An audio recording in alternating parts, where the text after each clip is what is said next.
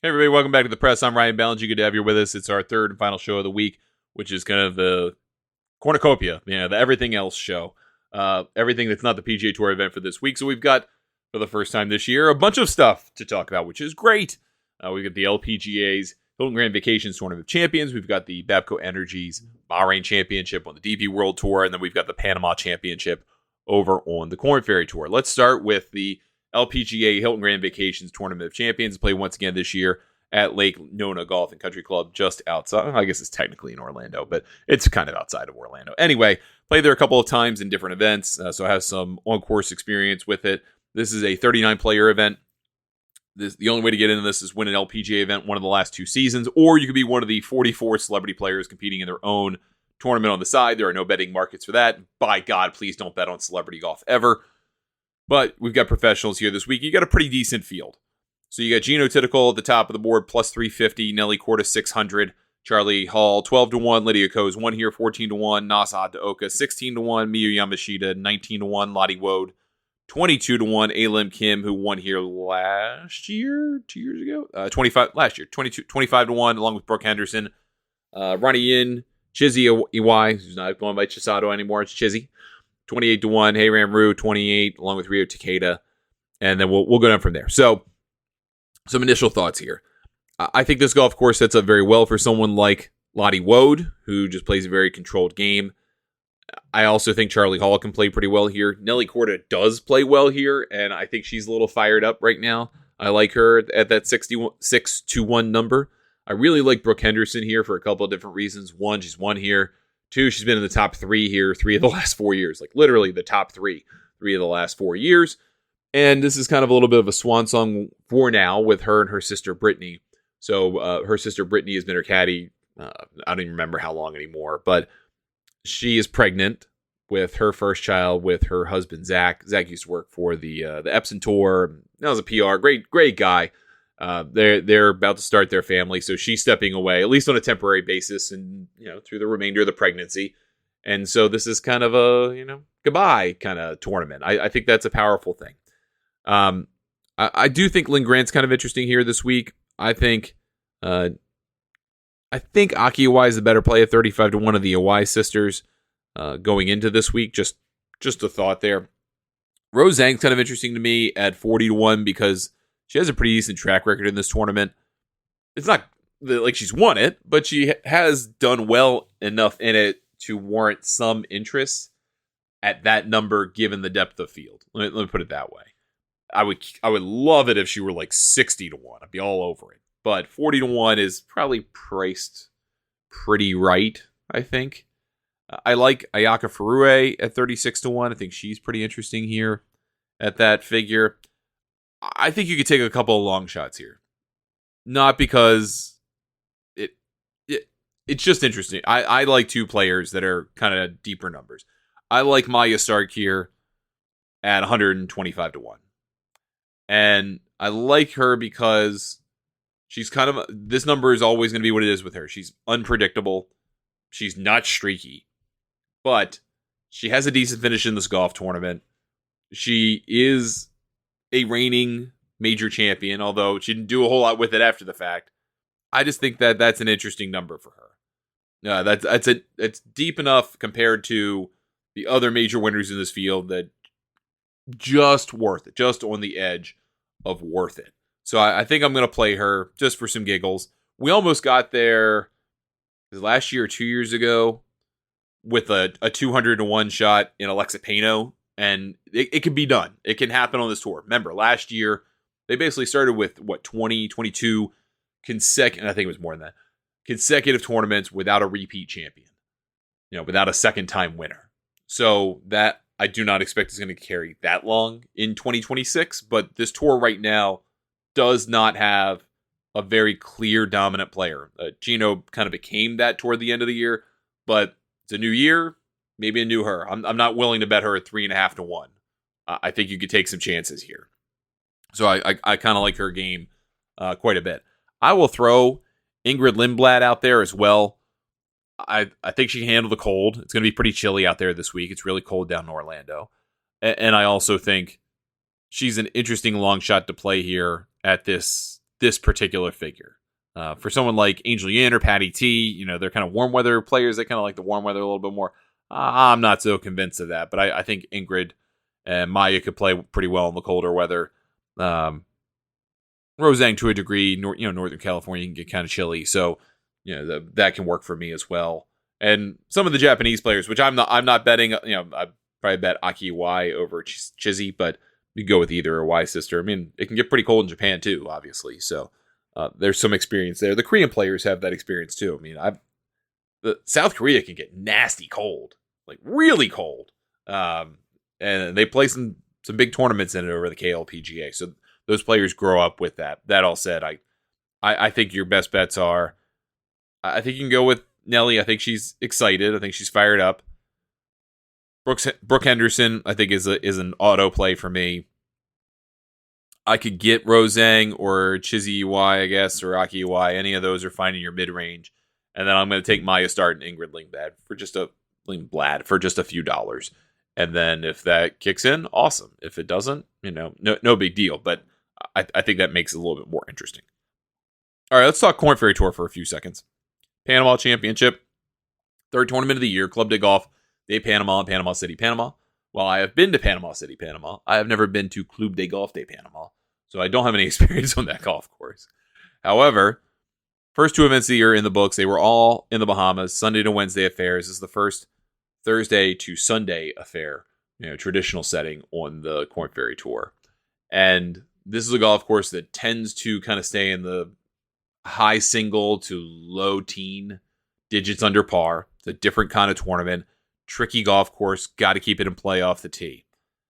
The field here is, I'll say, interesting for sure, especially at the top.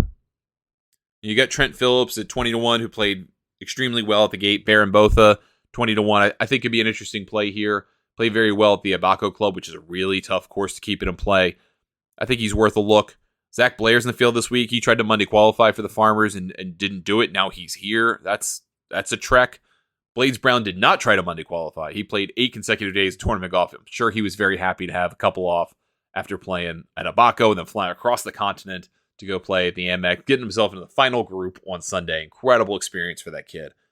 He's an 18-year-old. He's probably got a lot of energy, but I would guess he's pretty tired. 22-1 is a little too short for me. He wouldn't surprise me at all if he won, but I think that's a lot to ask of a kid. I don't care who you are. Ben Martin, Trevor Cohn, Hayden Springer, Ben Silverman, Ian Holt, who just won, Cam Champ, Noah Goodwin, Carson Young, all 30-1, Cooper Dossie, 33. I mean, of those are a bunch of basically PGA Tour players that are trying to make their way back there. I don't love all of those. I would rather go down to like 50-1. I like Alistair Doherty at that number. I think that's a good price. Caleb Van Aragon got off to a good start to the year at 40-1. I don't think that's worth a play, but just keeping him on your radar a little bit. Jackson Von Paris, I think, could become something. He's a little young right now, a little green. I think he's going to get better, much, much better, but he's kind of interesting to me. This seems to be a tournament where you tend to get a little bit more experience as a winner. Again, just kind of how I feel about it. A couple of guys I think worth noting in the deeper ranges. Russell Knox, I think, could play this golf course very well. Logan McAllister, 75-1. Both those guys are 75-1. I think that's a pretty interesting figure. Julian Surrey won in Utah last year and thought, hey, maybe there's a chance for this guy to get back to the PGA Tour. Didn't get there. 90-1, I think is kind of interesting. We're still filling out this tour this year, right? 2 events in. We really don't have a lot to say for it to this point. One guy, I didn't even know this guy was in the field. Ryo Ishikawa is 100-1. That's pretty interesting to me. That he's not gone back to Japan. He's going to try and play this circuit and get on. The defending champion, by the way, is Josh Teeter, who's also 100-1. James Nicholls 101 started the year very well, I thought. Didn't finish it out, but I think he started the year very well. Taylor Dixon won, and he's 100-1. I mean, he was on the PGA Tour last year. Like, maybe he's just going to get out of here really quick. I think that's worth a play. I really, really do. I mean, that's insane. That's insane disrespect to that guy for how well he's played. I'm kind of interested in Bryson Nimmer. He probably he probably would have gotten past, but he had a legitimate chance to win the season opener. And I think that triple bogey that wound up happening after a penalty, I think it was the 15th hole, that probably weighs on him more than it should. But hopefully he sees through it and goes, hey, Taylor Dixon was playing better anyway. He was going to get me. So maybe that gives him some confidence. 200 to 1 just seems kind of disrespectful, to be honest, given that he won in Mexico on a course sort of like this one. I think that's worth a play as well. Again, not a ton to work with here. But, and shout out to Fred Biondi, by the way. He followed me on LinkedIn, or followed my newsletter on LinkedIn this week. He's 275 to 1. Shout out to Fred Biondi. I think that's awesome. We're happy to have you on board, man. Hope you do great this week. And then that's basically it. But you're not the beauty of betting the Korn Ferry Tour, particularly later in the year. You get a lot better odds than you will on the PGA Tour. There's just no action, and there's not a ton of research on these guys. So if you do the work and kind of get interested in their week to week, you can do very well. But at this stage of the year, it's kind of unpredictable. These courses are kind of tricky. You can get some really good odds if you have some conviction. I'm not saying to bet with conviction on these things. You'll move the market by yourself, but it is worth looking at some of these guys, especially this stage of the year where you get a lot of guys coming down for the PGA Tour, might not have access to the smaller field so far this season. You're going to get some pretty good fields, some pretty interesting numbers on some guys. And I think that it's at least worth a look to consider each week. All right, last thing we're going to talk about here is the DP World Tour's Bahrain Championship. This is over at Royal Golf Club in the Kingdom of Bahrain. This is an interesting follow to the Dubai Desert Classic. I think it's more like the Dubai Invitational, with Dubai Creek having a lot of water in play, some tricky tee shots. This is more of a quote unquote coastal course for this Royal Golf Club. It had some kind of long shot winners over the 2 years that this has been a tournament. Your headliner is Jaden Shaper, who's now in the top 50 in the world. He's 13 to 1. Angel Ayora is 14 to 1. Daniel Hillier, who almost got there at Dubai Creek, is 16 to 1. Patrick Reed, who won last week, is 18 to 1. That seems kind of insulting. Tom Dietrich is 18.5 to 1. And then Laurie Cantor is the defending champion, now back on LIV after earning a PGA Tour card through the DP World Tour last year and deciding to go back to LIV anyway, is 32 to 1. There's a number of guys I think are worth playing. I think Reed is worth a play here. I think he could go back to back. He's 29th in the world. Like, if he sees this as an opportunity to get back kind of where he feels he belongs, which is probably in the, I don't know, when he's playing right, this is probably about it. Top 30 in the world, top 25 in the world. I think this is an opportunity for him to take it. Andy Sullivan played very well last week. Finished runner-up 45 to 1. He's just so hard to predict week to week, but he does seem to like this brand of golf, this kind of desert golf. Julian Guerriere at 32 to 1, I think, is worth a play as well. He's, I think, a guy who's a very bright future. And then you can kind of get in some longer shot guys. Two things I noticed in looking at the 2 years of this tournament, and it doesn't really portend anything, and I'm kind of reluctant to say, well, you should bet these guys for this reason. But a lot of South Africans and a lot of Swedes show up at the top of the leaderboard of the 2 years of this tournament. That doesn't mean go bet all the Swedes. Doesn't mean go bet all the South Africans. Not saying that. Please don't take it as that. It's just kind of an interesting thing that I noticed. This feels like a Dan Bradbury kind of tournament at 55 to 1 in a way. I like Jacob Scott-Volson a little bit, 100 to 1. I think he's worth a look. After that, I mean, you're really getting into your crapshoot kind of type stuff here. I mean, you got Beef Johnston at 155 to 1. I mean, I wouldn't typically price him in that range if you were playing other people. If you want to keep with the South African thing, though, maybe Daniel Van Tonder, 200 to 1. Yet he started the year really well last year on the Hotel Planner Tour, the Challenge Tour. Won right away, both times in South Africa. Basically locked up a card. He was good to go. Didn't do a ton after that. I mean, wasn't bad, but just didn't do the same things. 200 to 1 is kind of maybe worth it. Guido Migliozzi had a pretty decent finish to his year last year. I think he's kind of interesting here. But this is going to be, and I bet Pablo Larrazabal way too much on this tour. He's 310 to 1 here at Odds Checker. I'm looking at the odds. He plays this tournament pretty well, but again, he tends to play well. He tends to do a lot of damage in the Middle East. It can kind of happen out of nowhere, but that's kind of a blind allegiance type thing. So I don't have a lot of conviction plays here, but I do think Reed and Gary Ayres is interesting. Dietrich's kind of interesting. He played very well in Dubai, I thought. And Martin Kuvra, also I will bring up at 49 to 1. He was got a pretty decent experience here, but I think I could literally see any outcome. I mean, that's the cool thing about the DP World Tour. Anything can happen. Anybody can win.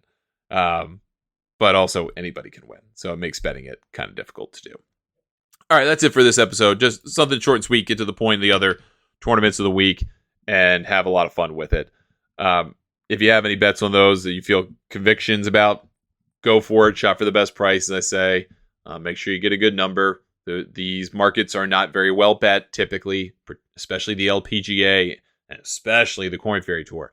But I think your value this week is probably your best on the LPGA with knowledge, right? And all the variables that can happen. Otherwise, I think you're kind of setting yourself up for some pain, to be honest with you. But I love talking about the odds each week, about these kind of tournaments where really these are the value markets, in my view. And if you're willing to pay attention to them, put in the work, you can get some interesting outcomes. So hopefully you hit Brooke Henderson at 25 to 1. Maybe we get there with Maya Stark at 125 to 1. Other than that, I'm not like running to the window to go bet these things, but wanted to at least give you some thoughts on those tournaments as we do every week. All right, next we'll be back with another slate of shows. Liv is back. There are some rumors out there that a couple players that have not signed may or may not sign after all. We'll see what happens there. And then we've got a PGA Tour event, of course. We've got plenty to get to next week. So be sure to subscribe to the show if you don't already. Thank you for listening. I appreciate it. Get a hold of me, Ryan at thegolfnewsnet.com via email. You can also follow me on social media at Ryan Ballingy or Ryan Ballingy Golf. On the blue sky at ryan.thegolfnewsnet.com, or you can follow Golf Newsnet at the handle Golf Newsnet on pretty much every social platform. And then you can join Golf Newsnet, gain access to all of our tools and analysis, including our PGA Tour and LPGA Tour databases over at golfnewsnet.com. $40 for 1 year, $70 for 2 years, and $100 for 3 years. Thank you for listening. I appreciate it. Good luck with all your bets this week, and we'll see you next week on The Press.